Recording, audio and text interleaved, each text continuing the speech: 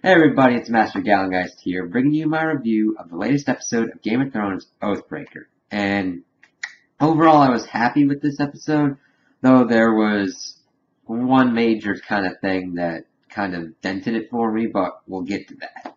So this episode started off immediately after the fallout of Jon being resurrected, and he's freaked out, and everybody else around him's kind of like, whoa. I really liked Sir Davos's reactions, like, this is just fucking mad.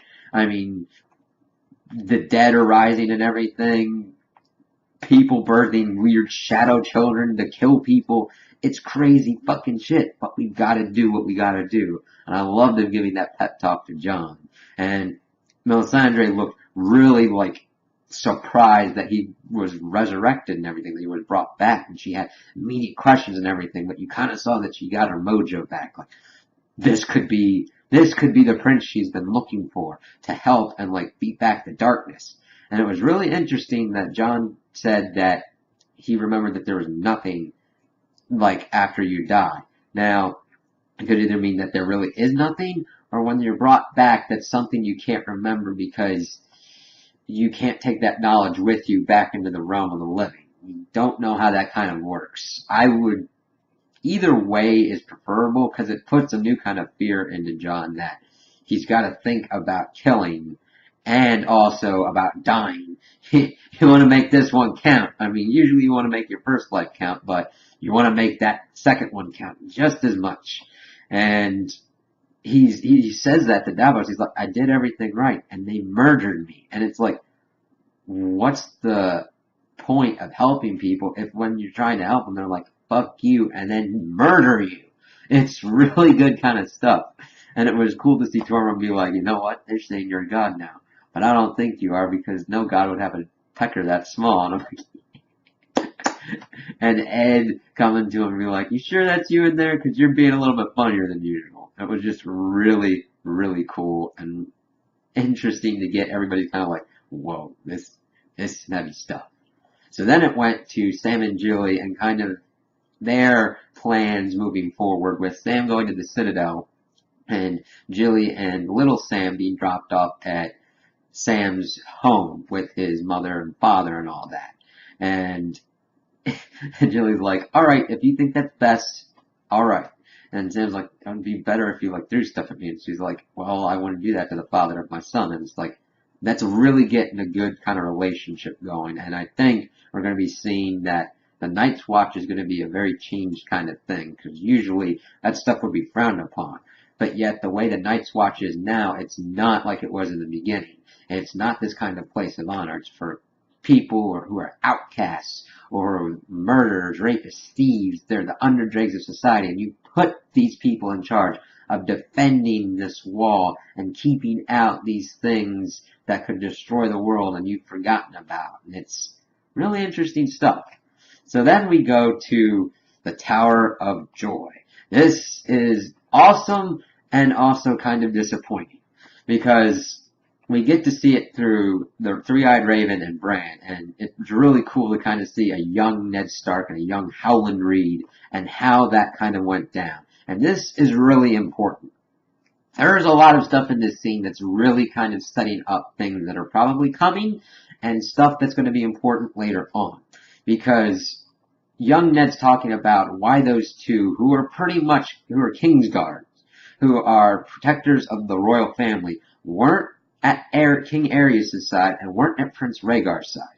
That kind of stuff only happens if they are to protect someone of the royal blood.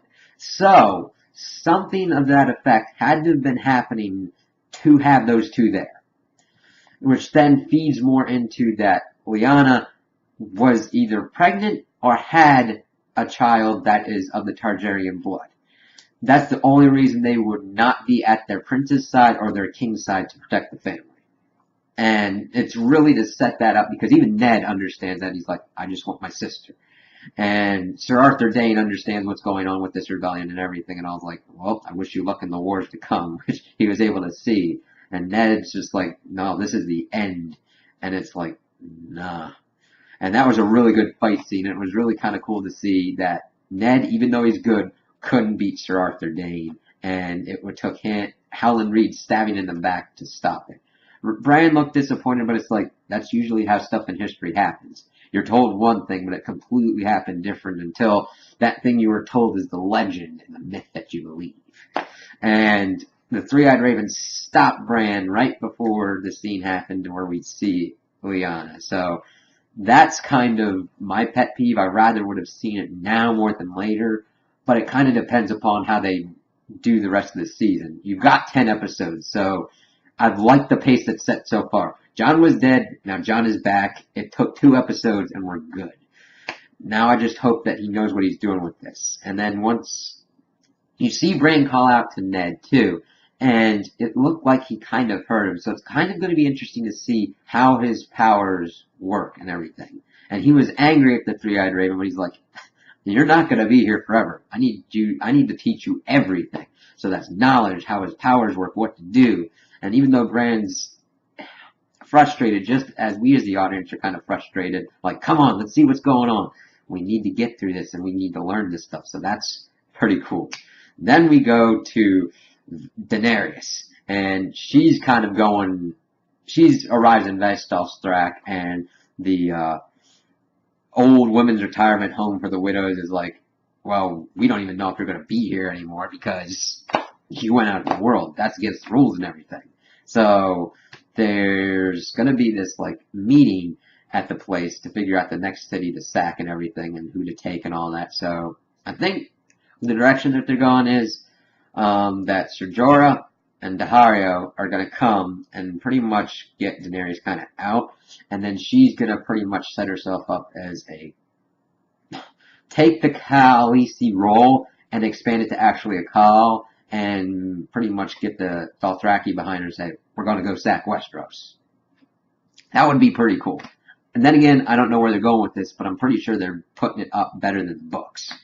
So then we go to kind of Varys and everything in Meereen, and he's able to use his charms and everything to get the information he needs, and brings it to Tyrion, Grey Worm, and Missandei, and they're like, well, all those slaver places, they're pretty much funding the rebellion, so they can call it trying to preserve themselves from foreign invaders and saving their history, but it's all bullcrap because the people that want power are still trying to take the power. And it was really kind of cool to see Tyrion interact with Grey Worm and Missandei, because you don't usually see those kind of interactions in the book. And it was really cool, Tyrion trying to connect with them, like, let's play a game. But we don't drink. Oh, this, we need to drink. Crap. And he's like, oh, thank God, Varys, you come at the right time. And they're like, alright, we gotta figure out how to get these people to stop. Astapor, Yunkai, Volantis, stop these people and stop them from screwing with this stuff. Because we need to stop the slave trade. It's an honorable goal, but it's going to be hard as crap because people in power want to stay in power. And then we go to Qyburn, who has kind of pretty much become the Varys in King's Landing now that Varys is gone. He's bringing the little birds and everything that Varys had to his side. And it's interesting because you would think he would be more kind of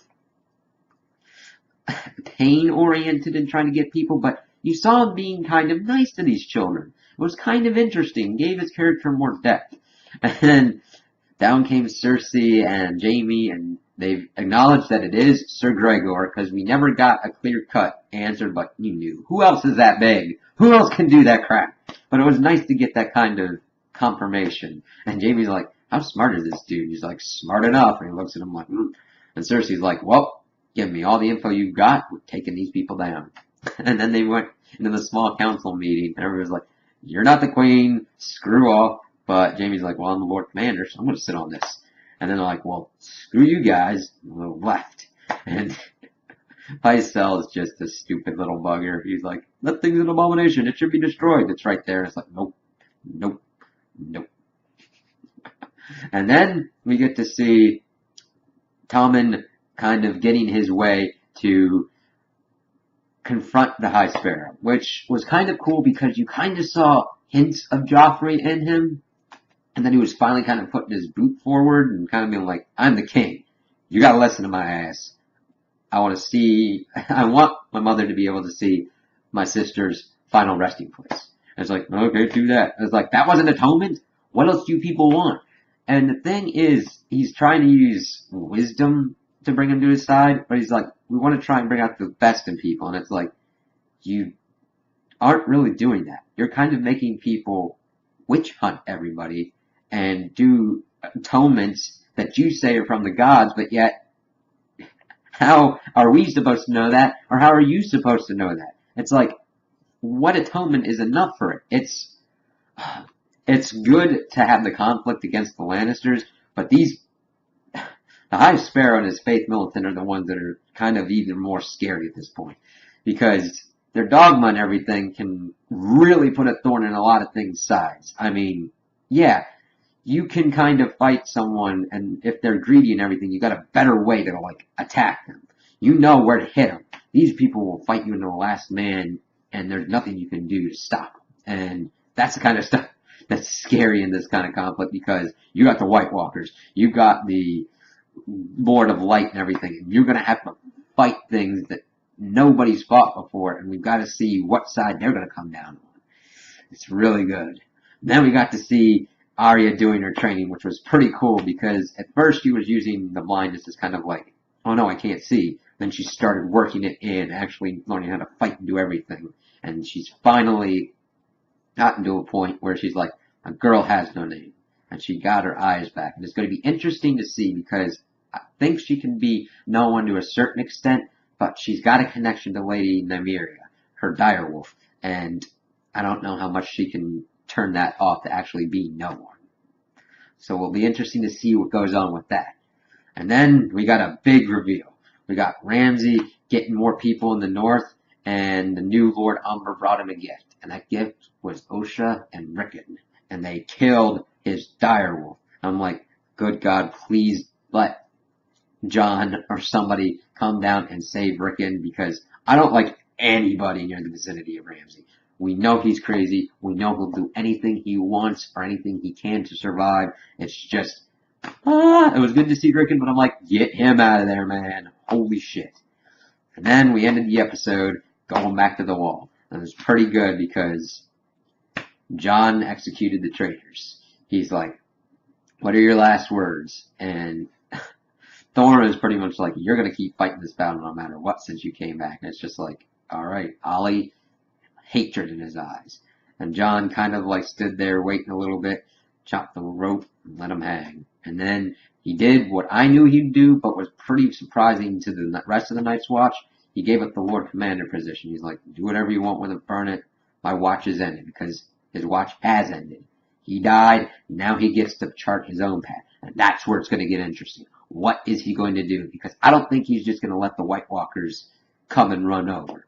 He's just got to be smarter about what he has to do and where he needs to go in the future and what he needs to do. And I think that's going to take us to Winterfell. Hopefully he doesn't leave Castle Black before Sansa, Brienne, and Podrick come, but we know in this series it usually gets to a point where people miss each other by hairs, so we'll have to see what happens, and hope it's going to be good, I think. So, those are my opinions on the episode. Tell me what you guys think in the comments below. If you liked it, if you didn't like it, if you agree with me, if you disagree with me. Also, like and subscribe, and I hope you have a good day.